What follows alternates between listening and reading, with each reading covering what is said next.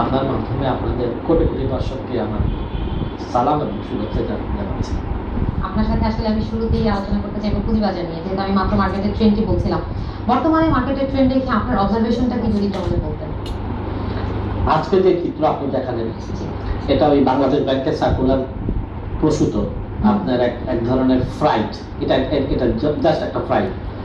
আমার মনে হয় লং টার্ম এফেক্ট বিবেচনা করে বাংলাদেশ ব্যাংক এটা সার্কুলারটা দিয়েছে, কিন্তু শর্ট টার্ম একটু বোধহয় ভাইব্রেশন হচ্ছে। কিন্তু আমার মনে হচ্ছে যে পুঁজিবাজার এখন যে জায়গায় আছে, এটাকে আমি কি বলবো, এবং the market should gradually go up এসইসির মনিটরিং এর মাধ্যমে, এবং এটা গ্রাজুয়ালি চলে যাওয়া উচিত। আর এটা নিয়ে খুব বেশি নিচের দিকে নেমে যাবে, অনেক কিছু হয়ে যাবে, এটা আমার মনে হয় যে বাংলাদেশ ব্যাংকের সার্কুলারটা ভুল বোঝাবুঝি, যে এটা অ্যাকচুয়ালি আশঙ্কার ভীতিপ্রসূত এক ধরনের আজকের যেটা বিহেভিয়ার, যে একটু বিয়ারিশ যে বিহেভিয়ারটা হয়েছে। শুধু আজকে নয়, বেশ কয়েক মোটামুটি গত সপ্তাহ থেকে একটু টানা পতন হচ্ছে। আমাদের মার্কেটে এই চিত্রটা কেন হয় যে সবসময় আমরা দেখি যে আপনার পড়লে টানা পতন হয়, উঠলে আবার খুব বেশি উঠে? আপনার কি মনে হয় এত বেশি ফ্লাকচুয়েট কেন? আপনি এমন একটা চমৎকার প্রশ্ন করেছেন, যে প্রথম প্রশ্ন হচ্ছে আমাদের মার্কেট বিহেভিয়ারটা দেখুন। যখন মার্কেটে অলমোস্ট বুল, মানে মার্কেট ইজ সো হট, তখন আমরা বলছি যে আমাদের যথেষ্ট স্ক্রিপ্ট নেই, এবং সরকারি ব্যাংক, জনতা ব্যাংক, অগ্রণী ব্যাংক, রূপালী ব্যাংক অফলোড করার জন্য অর্থমন্ত্রী বারবার চেষ্টা করছিল। যথেষ্ট স্ক্রিপ্ট নেই, আবার সেই মার্কেটে ভাবে পড়ে যায় কি করে? তাহলে হচ্ছে যে আমাদের মার্কেট এখনো based on rumours and behaviour is based on fright, ভীতি। আপনার এটা বলতে বাধা নেই যে আমাদের ইন্টারনাল ট্রেড কিন্তু বিকাশ হচ্ছে না। অর্থাৎ বাংলাদেশের আভ্যন্তরীণ যে বাণিজ্য, আমাদের ব্যাংকগুলোর কনজারভেটিভ কনভেনশনাল আচরণ আছে।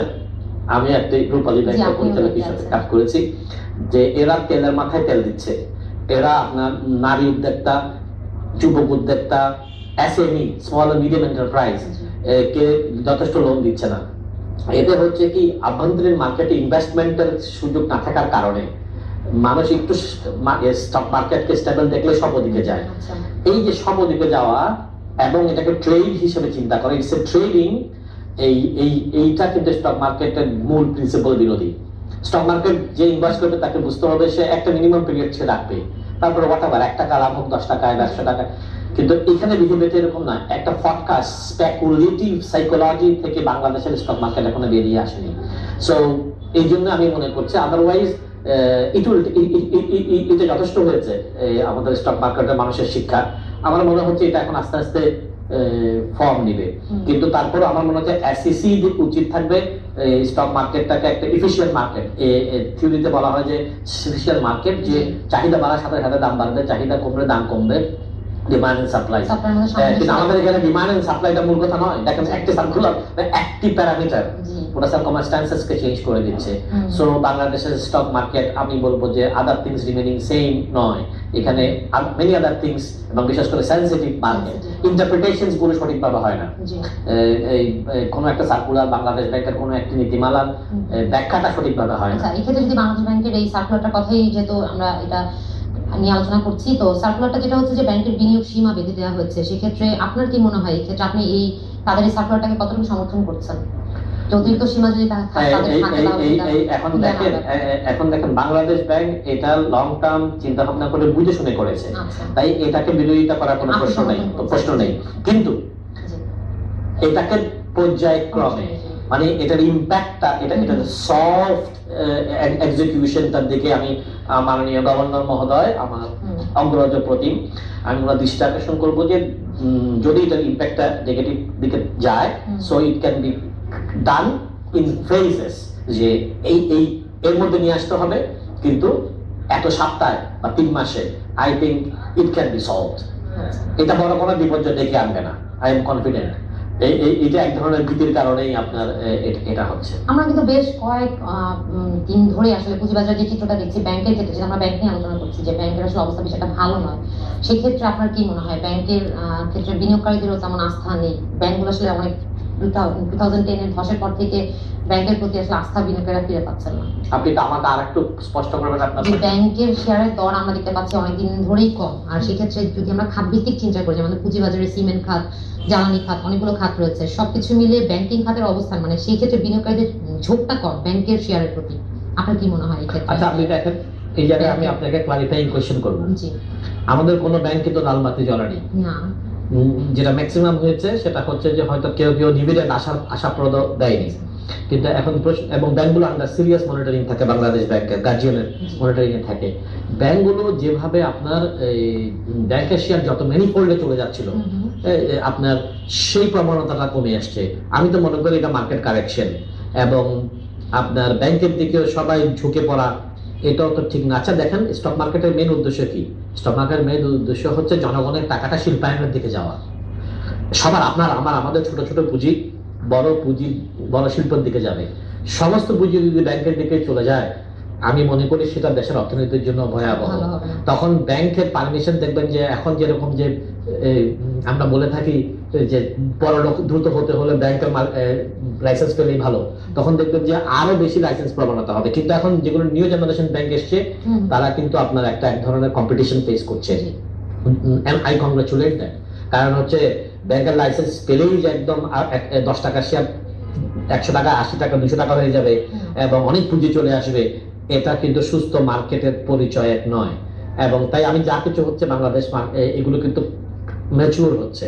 তবে কোনোভাবেই একটি কথা হয়তো আমি এখানে বলতে পারি, সেটা হচ্ছে পুঁজিবাজারের স্বাস্থ্য ভালো রাখার জন্য, মানুষের আস্থা রাখার জন্য সবাই বলে থাকছেন, আমি জনগণের কথা বলছি, ছোট পুঁজির মালিকরা, ওরা বলছে যে এসইসি, স্টক এক্সচেঞ্জ এবং সেন্ট্রাল ব্যাংকের ভূমিকার মধ্যে একটা এখনো অসমন্বয় দেখা যাচ্ছে। এই সমন্বয়টা খুব বেশি জরুরি। যত না জরুরি এটা পুঁজিবাজারকে রেগুলেট করতে, তার চেয়ে বেশি জরুরি, আমি আমাদের অর্থমন্ত্রী, আমি গভর্নর মহোদয়ের দৃষ্টি আকর্ষণ করছি, ইকোনমিক্যালি এটা যতটা জরুরি তার চেয়ে বেশি পুঁজিবাজারের প্লেয়ারদের আস্থা রাখার জন্য, যারা পুঁজিবাজারে খেলে তাদের আস্থা রাখার জন্য এটা জরুরি। এই সমন্বয় আমাদের দেখাতে হবে যে সিকিউরিটি এক্সচেঞ্জ, এসইসি এবং আমাদের সেন্ট্রাল ব্যাংক এবং আমাদের স্টক এক্সচেঞ্জ, তারা যত সমন্বিতভাবে কথা বলবে, কাজ করবে, তত বেশি ভাইব্রেশন, আপনার কম্পন কমে যাবে আর মার্কেটে ম্যাচুরিটি হবে। আমরা আরেকটা বিষয়তে কংগ্রাচুলেট করতে পারি যে আমরা এখন ডিমিউচুয়ালাইজড, সেই বিষয়টি আসলে আমাদের জন্য অনেক বড় একটা পাওনা। আমি আরেকটা বিষয় জানতে চাইবো, আপনি হয়তো আইপিও ট্রেন্ডটা নিয়ে, যে রিসেন্ট মার্কেটে আসলে আইপিও আসাটা প্রবণতা বেড়েছে, সেই ক্ষেত্রে আইপিও কন্টিনিউটি নিয়ে আপনার কি মন্তব্য হবে? যে যখন আমার বাজার খারাপ থাকে, বিনিয়োগকারীদের দাবি থাকে যাতে আইপিও না আসে মার্কেটে, কিন্তু এখন আবার মার্কেটে আইপিও আসার প্রবণতা বেশ ভালো। এই জিনিসটি আমি একটু যোগ করতে পছন্দ করি। আপনি যেহেতু একটু সুযোগ দিয়েছেন, একটু যোগ করা দরকার। অর্থনীতির বিষয়ে যারা শ্রোতা তাদের বিরক্ত লাগবে। বাজারে ইলিশ মাছ যদি 500 টাকা হয়, এখন সাপ্লাই আসলে ইলিশ মাছ যদি 200 টাকা হয়ে ক্রেতার আয়ত্তের মধ্যে চলে আসে, তাহলে কি ইলিশ মাছের ব্যবসায়ীরা যদি বলে ইলিশ মাছ আসা বন্ধ করতে হবে? এটা মুক্ত বাজার অর্থনীতির চিন্তাধারার ধারণার পরিপন্থী। একইভাবে আইপিও আপনি আসতে দেবেন না, এটাও কিন্তু মুক্ত বাজার অর্থনীতির পরিপন্থী। অ্যাকচুয়ালি অব্যক্ত বেদনা, যারা ক্ষতিগ্রস্ত হয়েছে, যারা ছোট পুঁজির করে, তাদের মনের ভিতরে যে অব্যক্ত বেদনা তারা বলতে জানে না, সেটা হচ্ছে যে আইপিও, সেই আইপিও কে স্ক্রুটনি করে যারা আইপিও নিয়ে আসছেন তাদের স্বাস্থ্য কেমন, তারা কি পুঁজি উঠিয়ে চলে যাওয়ার জন্য, নাকি সেই শিল্পের ভবিষ্যৎ আছে, সেটা এক্সপোর্ট ওরিয়েন্টেড, সেটা ডোমেস্টিক ডিমান্ড আছে এবং তারা ভালো ডিভিডেন্ড দিতে পারবে। এই জিনিসগুলো সিকিউরিটি এক্সচেঞ্জ কমিশন অত্যন্ত কঠোর থেকে কঠোরতর ভাবে দেখে যদি আইপিও বাজারে আসে, তাহলে আইপিও বাজারকে ম্যাচিউর করবে, খারাপ করবে না। কিন্তু যদি আপনার স্রোতের মতন আপনার আসতে থাকে, সেটা ভালো নয়। কারণ অত দ্রুত যখন আইপিও আসে, আপনি বুঝতে হবে যে ওখানে ব্যাড মোটিভস আছে। সো এক্ষেত্রে আসলে বিএসসিসি এর কঠোর জোরদার কঠিন আমরা অর্থনীতির আরো বেশ কিছু বিষয় নিয়ে আলোচনা করবো। আমাদের বিরোধী সময় এসেছে, আলোচনা এই পর্যায়ে বিরোধী নিচ্ছে, আমাদের সাথেই থাকবেন।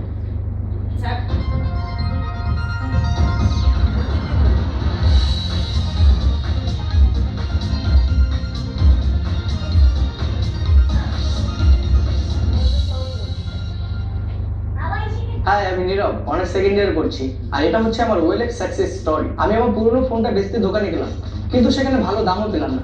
আর তখন ইন্টারনেটে OLX.com.bd র্যাঙ্ক দেখি। এখানে অ্যাড পোস্ট করা খুবই সোজা। ক্যাটাগরি সিলেক্ট করলাম, অ্যাডের ডিটেল দিলাম, আর ফোনের কয়েকটা ভালো ছবি তুলে আপলোড করলাম। আর সবচেয়ে ইম্পর্টেন্ট, মার্কেট প্রাইস মাথায় রেখে ফোনের একটা ভালো দাম দিলাম। আর পরদিন আমার ফোনটা বিক্রি হয়ে গেল। Quick, easy, simple. ইনফ্যাক্ট আমি আমার স্মার্টফোনটা OLX থেকেই কিনেছি। OLX.com.bd, বেচে দিই। ফ্রিজটা কিন্তু সিলভার, থামুন, ব্লু, নতুন সংসার, লাল লাল। আমি একটু বলি, বেস্ট ইলেকট্রনিক্সে সব পাওয়া যায়। বিশ্বের জনপ্রিয় সব ব্র্যান্ডের ইলেকট্রনিক্স এবং ইলেকট্রিক্যাল পণ্য পাবেন বেস্ট ইলেকট্রনিক্স। এসিটা best electronics, the global electronics brand shop. সময় যখন থমকে গায়, মন বারে বারে ফিরে যায়। সময় যখন নারিকেলের পুষ্টি আর বেলি ফুলের সুগন্ধে ননস্টিকি প্যারাশুট বেলিফুল লাইট, যা চুলকে করে আরো আকর্ষণীয়, আর আপনি থাকেন সবার নজরে।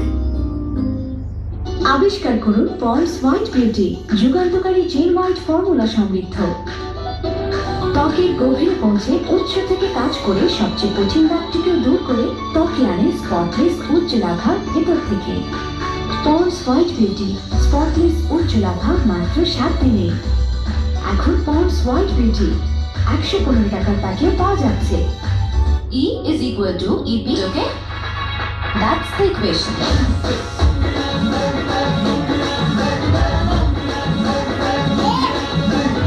মন যে মেতেছে ব্রেকের মজায়, রোজকার বোরিং টাইমটা হঠাৎ আমরা ভেঙে ফেলাই, নতুন কিছু না চাই। ব্রেক খাও, গল্প বানাও। ব্রেক চকলেট কোচি flavour, change your break story. Go inside. শান্তি আছে তো সবকিছু আছে, আর 2 টাকা আছে তো শান্তি আছে। নবরত্ন তেলের ছোট ব্যাগ মাত্র 2 টাকায়।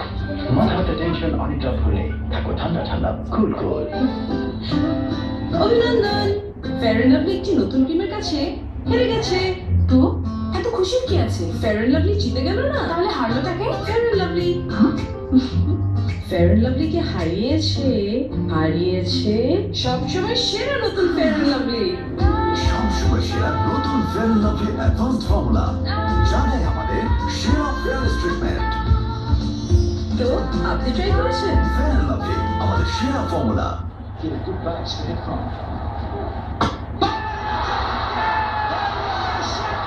অনুভব করুন মাঠে থাকার জোশ। ক্রিকেটকে যারা ভালোবাসে তাদের জন্য। আকাশী বেশি ভালোবাসি, লিটল ইলেকট্রনিক্স লিমিটেড। লকআপ খালি কেন? চোর, ছিনতাইকারী, পকেট মার কেউ নেই? ডেবিট কার্ড, ক্রেডিট কার্ড, মোবাইলের টাকা, গোপন নাম্বার সব পুরান হয়ে গেল। আর বলো, তাহলে এখন কি? বায়োমেট্রিক কার্ড, আঙুলের ছাপ, তো খাপে খাপ। প্রাইম ব্যাংক ও ডিজিই পে বাংলাদেশে প্রথম নিয়ে এলো আঙুলের ছাপে 100% নিরাপদ লেনদেন ও ব্যাংকিং সেবা। প্রাইম ক্যাশ, আজই আপনার অ্যাকাউন্ট খুলুন। বসুন্ধরা সিমেন্ট, সর্বাধুনিক জার্মান প্রযুক্তি ও মেশিনে সর্ববৃহৎ বিয়ারিং প্ল্যান্টে প্রস্তুত অতি সূক্ষ্ম কণার সিমেন্ট। সাধারণ সিমেন্টের তৈরি কংক্রিটে সূক্ষ্ম ছিদ্র অনেক বেশি, ফলে আর্দ্রতার সংস্পর্শে রডে ধীরে ধীরে মরিচা পড়ে। কিন্তু বসুন্ধরা সিমেন্ট অতি মিহি বলে ঘনত্ব বেশি, তাই ছিদ্র অনেক কম। কংক্রিট অভেদ্য গুণ সম্পন্ন হওয়ায় রডকে মরিচা এবং ক্ষতিকারক সালফেট, ক্লোরাইড ও অন্যান্য পদার্থের আক্রমণ থেকে রক্ষা করে। নির্মিত হয় হাজার বছরের স্থাপনা। বসুন্ধরা সিমেন্ট, স্থাপত্যের বন্ধন।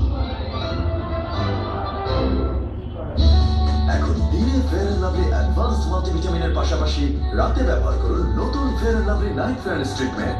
ডাবল অ্যাকশন ফেয়ারনেস প্রতিদিন। টাকাতে ঝামেলা করিস না তো, নয়টা পৌঁছতে হবে। দেখাচ্ছি। আই, তুই আমার ব্যাগ ধরবি না, টু মাচ। আই সিএনজি, আই। ও না, সিএনজি মানে তো বাঁচাই দিলাম। তেলের টাকা নিজেদের মধ্যে ব্যাপারই আছে, কিছু দেবেন আর পাবেন না তা কি হয়? প্রতিদিনের সহজ টার্গেটটা পূরণ করার পর ঠিক যত টাকার কথা বলবেন ঠিক তত টাকা ফেরত পাবেন। বোনাস পেতে ফ্রি রেজিস্ট্রেশন করুন *999*1# নাম্বারে। আমরাই তো। চলো বন্ধু, গ্রামীণ ফোন।